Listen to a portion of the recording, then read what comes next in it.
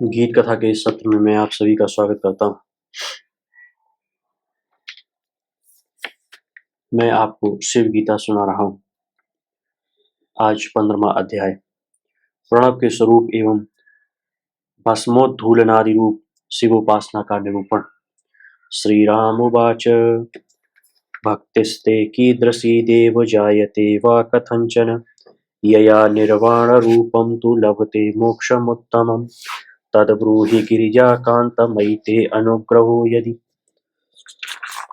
श्री राम बोले, हे देव, आपकी भक्ति का क्या स्वरूप है तथा वह किस प्रकार प्राणी के हृदय में प्रकट होती है, जिससे मनुष्य सर्वश्रेष्ठ निर्वाण रूप मोक्ष प्राप्त करता है। श्री भगवानुवाच यो वेदाध्ययनं यज्ञं दानानि विविधानि च मदर्पण धिया कुर्यात् स मे भक्तः स मे प्रियः। भगवान शिव बोले, अपने अधिकार के अनुसार जो मनुष्य वेदाध्ययन, यज्ञ, नाना प्रकार के दान आदि कर्म मुझको अर्पण करने के उद्देश्य से अर्थात भगवद अर्पण बुद्धि से करता है, वही मेरा भक्त है और वही मेरा प्यारा है। नर्रे भस्म समादाय विशुद्धं श्रोत्रियालयात् अग्निरित्यादिभिर्मन्त्रैरभिर्मन्त्रय यथाविधि उद्धूलयति गात्राणि तेन चार्चति मामपि तस्मात् तत्परा भक्तिर्मम राम न विद्यते। हे राम, जो वेद पाठ करने वाले ब्राह्मण के घर से अग्निहोत्र से प्राप्त विशुद्ध भस्म को लेकर शास्त्र विधि के अनुसार अग्निरीति इत्यादि मंत्रों द्वारा उसे अभिमंत्रित कर अपने समस्त शरीर में लेपन करता है और उसी भस्म से मेरी पूजा भी करता है, उसके इस प्रकार के अनुष्ठान से अधिक श्रेष्ठ भक्ति मेरी और कुछ भी नहीं है।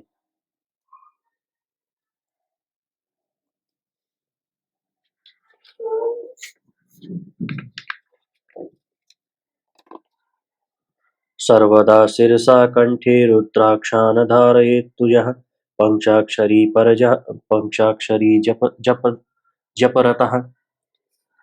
सर्वदा शिरसा कंठे रुद्राक्षान् धारयेत् यः पंचाक्षरी जपरतः स मे भक्तः स मे प्रियः।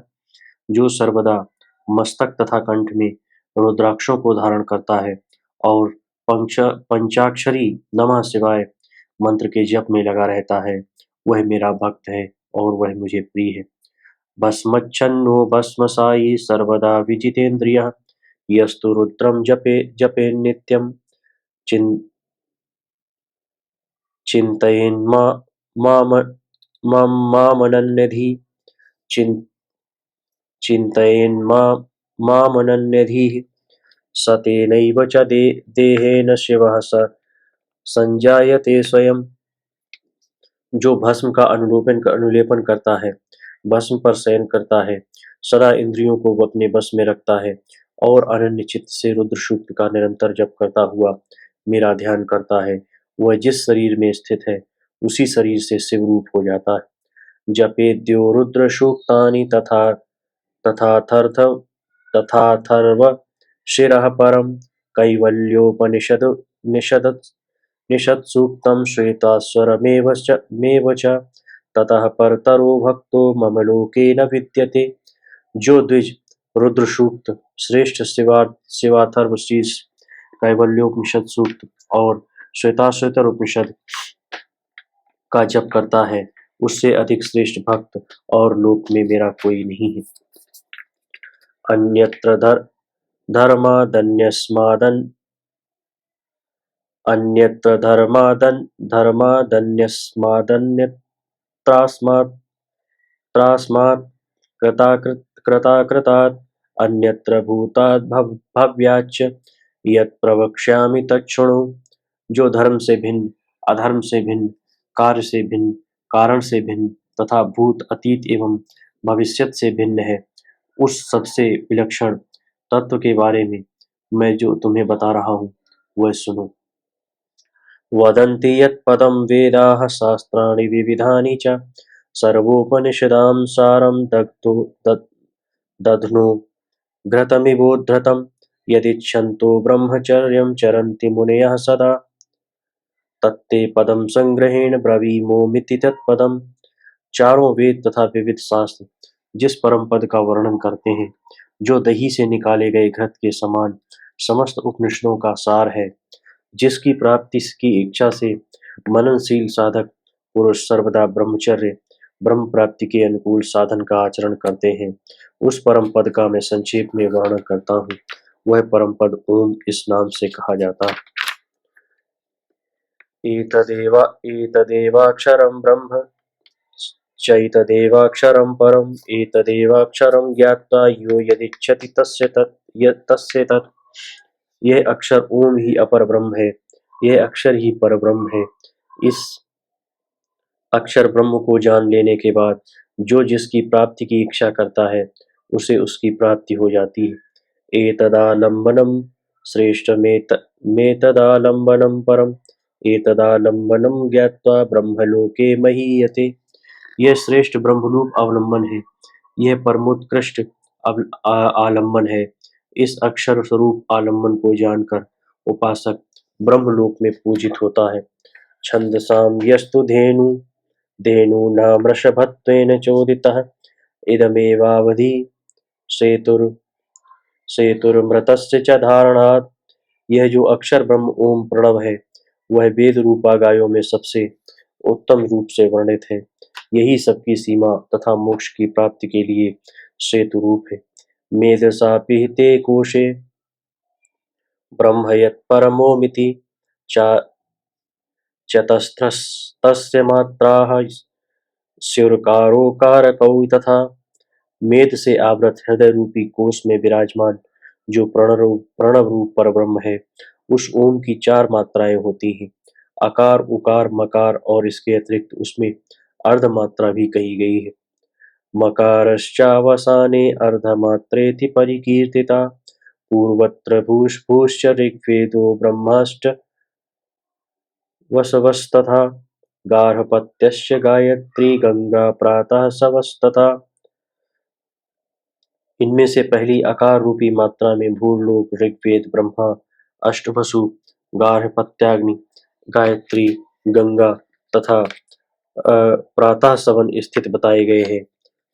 द्वितीया च भुवो विष्णु रुद्रो अनुष्टु व्यजुस्तथा यमुना दक्षिणाग्निश्च माध्यन्दिन सवस्तथा।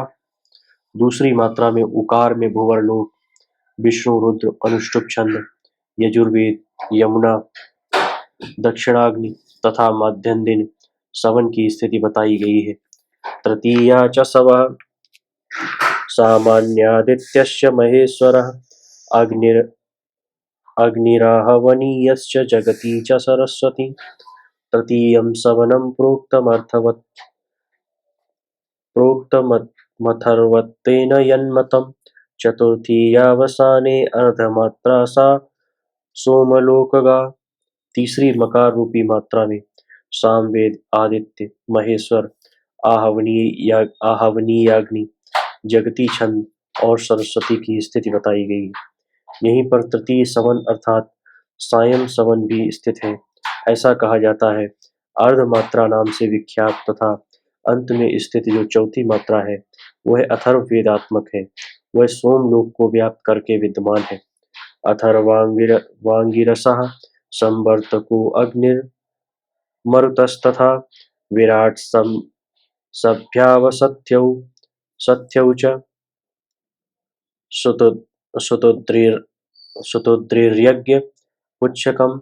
उस अर्धमात्रा में सोमलोक अथर्वांगिरस संवर्तक अग्नि मरुत विराट छंद शब्द एवं आवसत्य अग्नि सुतुद्र सतलज तथा यज्ञपुच्छ स्थित है।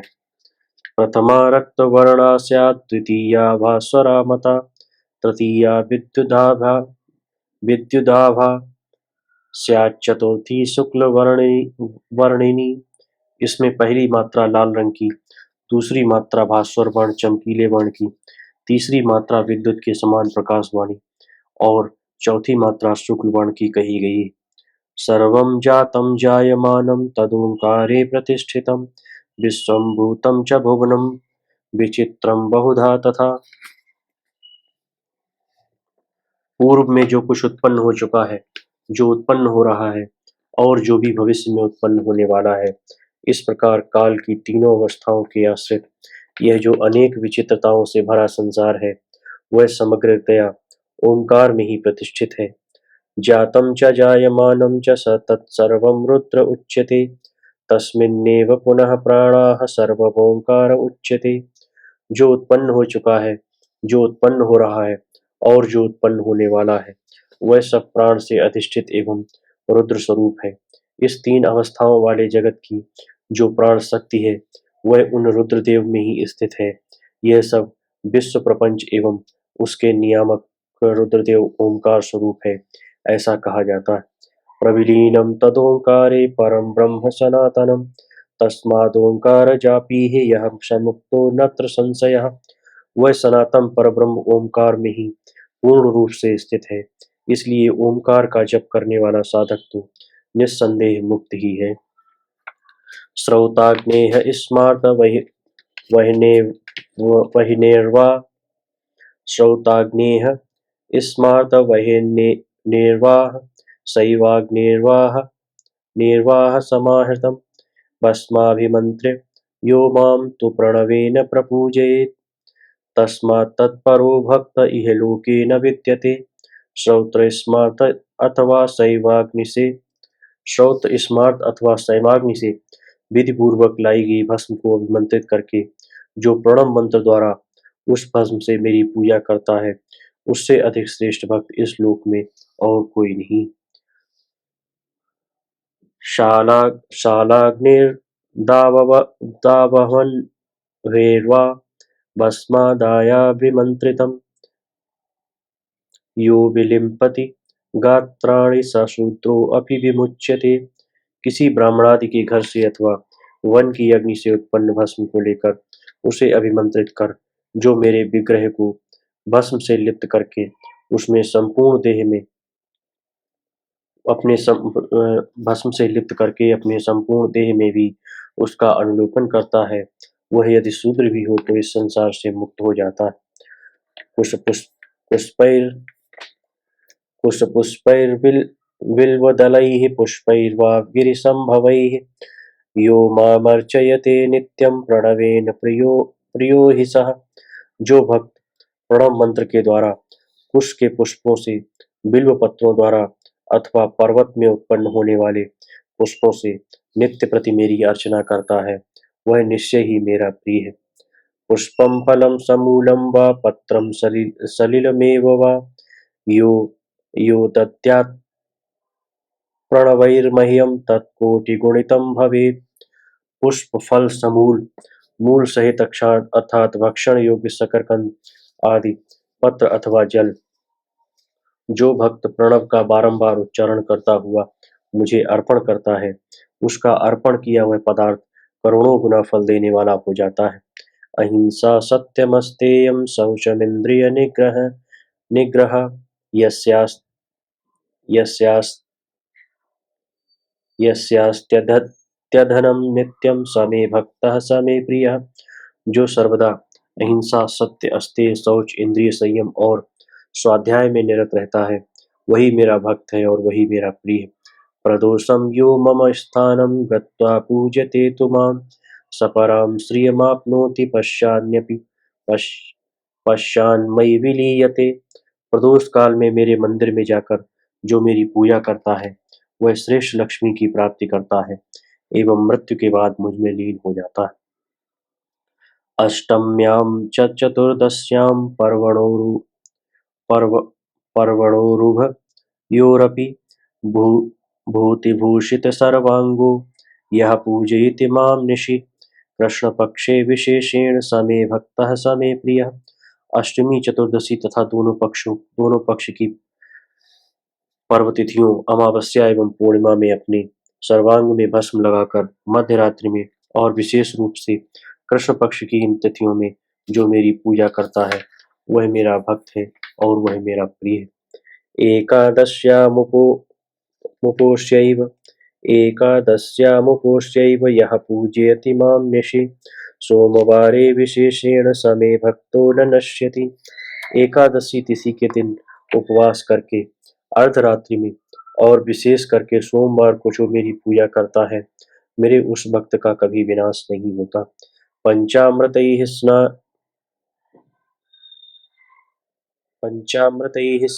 स्नापयेत् यः पञ्चगव्येन वा पुनः पुष्पोदकैः कुशजलैस्तस्मान्नान्य प्रियो मम।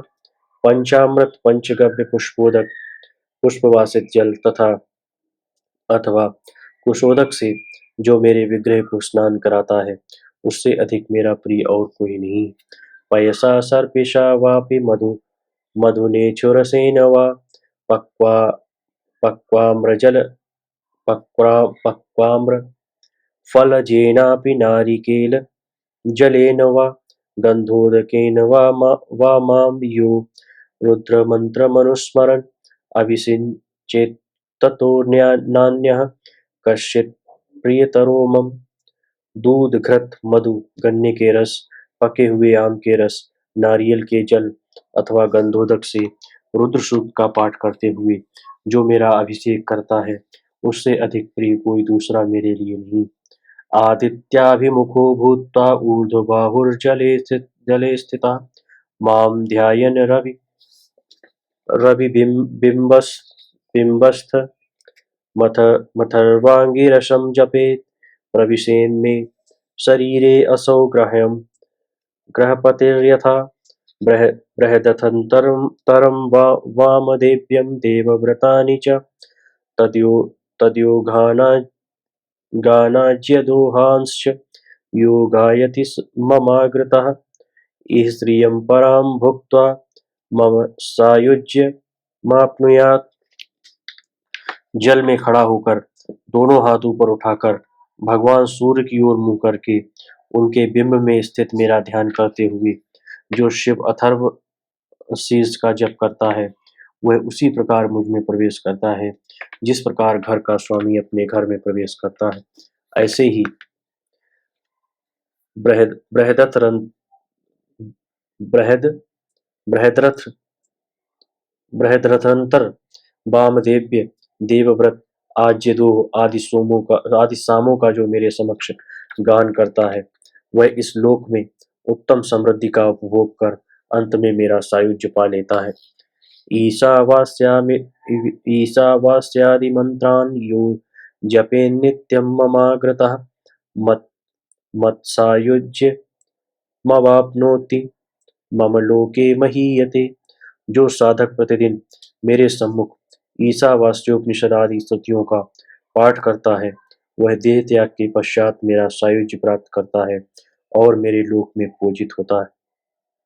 भक्ति योगो मया प्रोक्त एवं रघुकुलोद्भव सर्वकामप्रदो मत्तः किमन्यत् श्रोतुमिच्छसि।